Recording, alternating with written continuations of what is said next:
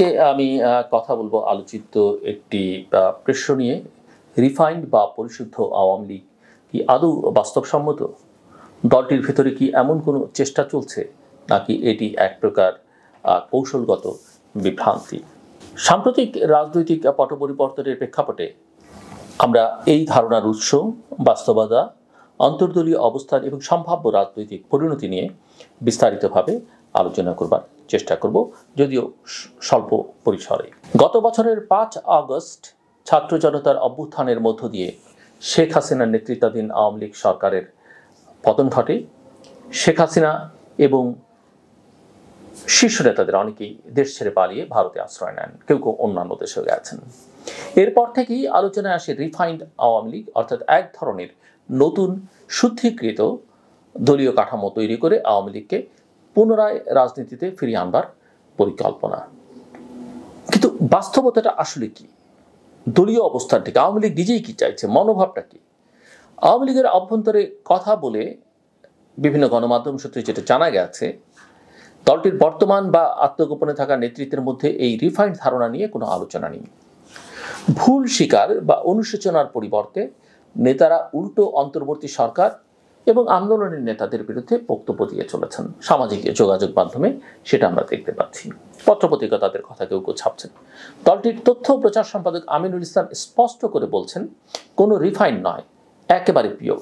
Pure মানে pure বঙ্গবন্ধুর আওয়ামী লীগের রাজসিক প্রত্যাবর্তনের প্রতীক্ষা। আপনারা বুঝতেই পাচ্ছেন তাদের মনোভঙ্গি কি, মনোভাব কি। দলটির 81 সদস্যের কেন্দ্রীয় কমিটির অধিকাংশই এখন বিদেশে।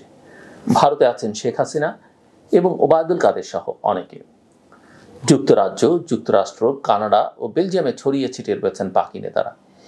এই নেতাদের অনেকে ফেসবুক, এক্স, জুম বা ইউটিউবের মাধ্যমে দলকে সংগঠিত করবার চেষ্টা করছেন। আবার কারো কারো মধ্যে শুরু হয়েছে নেতৃত্বের লড়াই। ভাবতেই পাচ্ছেন তাদের এনার্জি কোন লেভেলে আছে। হাসনাত আবদুল্লাহ, এনসিপির নেতা, অভিযোগ করেছেন সেনানিবাসে তাকে রিফাইন্ড আওয়ামী লীগ গঠনের প্রস্তাব দেওয়া হয়।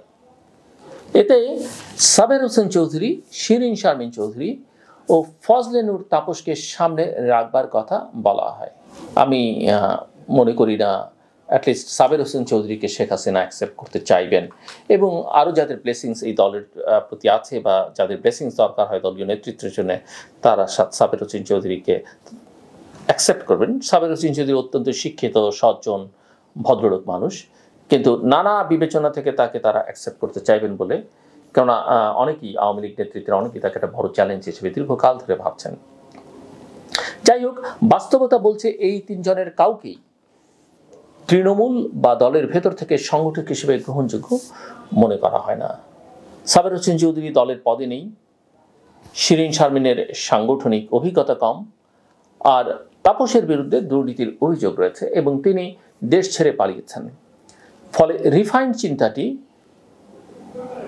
নেতৃত্ব সংকটে পড়েছে। আমরা আওয়ামী লীগের সাংগঠনিক শক্তির মূল ভিত্তি ছিল তৃণমূল, সেটা জানি, কিন্তু 15 বছরের দমন পীড়নের শাসনে দলটি এখন সাধারণ কর্মী থেকে বিচ্ছিন্ন। শাসনটা তারা করেছে, দলের উপরে গুরুত্ব দেয়নি। প্রশাসন এবং পুলিশের উপরে ছিল আওয়ামী লীগ বা সরকারের নির্ভরশীলতা। সরকারের পতনের পর অনেক তৃণমূল নেতা শেখ হাসিনা এবং তার পরিবারের উপর ক্ষুব্ধ। বর্তমান পরিস্থিতিতে কোনো শুদ্ধি প্রক্রিয়া শুরু করতে গেলে এই ক্ষোভ বড় বাধা হয়ে দাঁড়াবে। যদিও আমি জানি শেষ পর্যন্ত শেখ হাসিনার সিদ্ধান্তই এই দলের চূড়ান্ত হবে। তিনি যেখানে যে অবস্থায় থাকুন না কেন, জীবিত থাকলে তার সিদ্ধান্ত চূড়ান্ত। রাজনৈতিক বিশ্লেষক মিস্টার মহিউদ্দিন আহমেদের মতে রিফাইন্ড আওয়ামী লীগের ধারণাটাই অবান্তর। তিনি বলেন যে যারা এখন রিফাইন্ড আওয়ামী লীগ করবার কথা বলছেন তারাও ভুয়া নির্বাচনের সুবিধাভোগী, তাদের মাধ্যমে শুদ্ধিকরণ আসলে সম্ভব নয়। মিস্টার মহিউদ্দিন আহমেদ আরও বলছেন যে পরিশুদ্ধির দাবি দলীয় ভেতর থেকে না এলে তা কখনই বাস্তবায়িত হয় না। বাইরে থেকে চাপ দিয়ে দল সংস্কার করা সম্ভব নয়, সেটা আমরা 2007-08 কিন্তু দেখেছি। এটা খুব একটা কাজে দেয় না। বাংলাদেশ আওয়ামী লীগের রাজনৈতিক ভবিষ্যৎ নিয়ে এখনই চূড়ান্ত কিছু বলা যায় না। তবে এটা স্পষ্ট যে দলটির শীর্ষ নেতৃত্ব এবং কর্মী সমর্থকদের মধ্যে বিভ্রান্তি, অনৈক্য এবং দিক নির্দেশনার ঘাটতি রয়েছে। দলটা সম্পূর্ণভাবে বিচ্ছিন্ন, স্ক্যাটার্ড। রিফাইন্ড আওয়ামী লীগ আদৌ বাস্তবসম্মত কিনা সেটা নির্ভর করবে শেখ হাসিনার রাজনৈতিক অবস্থান, তৃণমূলের মনোভাব অর্থাৎ তৃণমূল আওয়ামী লীগের মনোভাব এবং আন্তর্জাতিক মহলের প্রতিক্রিয়ার উপর, বিশেষত আমাদের প্রতিবেশী ভারত কি চাইছে তার উপর। এই মুহূর্তে এটা যতটা আলোচনায় আছে, বাস্তবে তার ভিত্তি এখনও দুর্বল। ভবিষ্যতে আওয়ামী লীগ আদৌ নতুন নামে নতুন কাঠামোয় ফিরবে কিনা তা সময়ই বলে দেবে। তবে আমি মনে করি যে ভোটের মাধ্যমে আওয়ামী লীগের যদি কোনো ফ্রি ফেয়ার ইলেকশন হয়, ফিরে আসতে অনেক সময় নিতে হবে। আওয়ামী লীগের মধ্যে, আওয়ামী লীগ নেতৃত্বের মধ্যে অনুশোচনতা থাকতে হবে এবং সেটার একটা প্রকাশ মানুষ দেখতে চাইবে যে গত 15 বছরে তারা দেশটাকে কি করেছেন।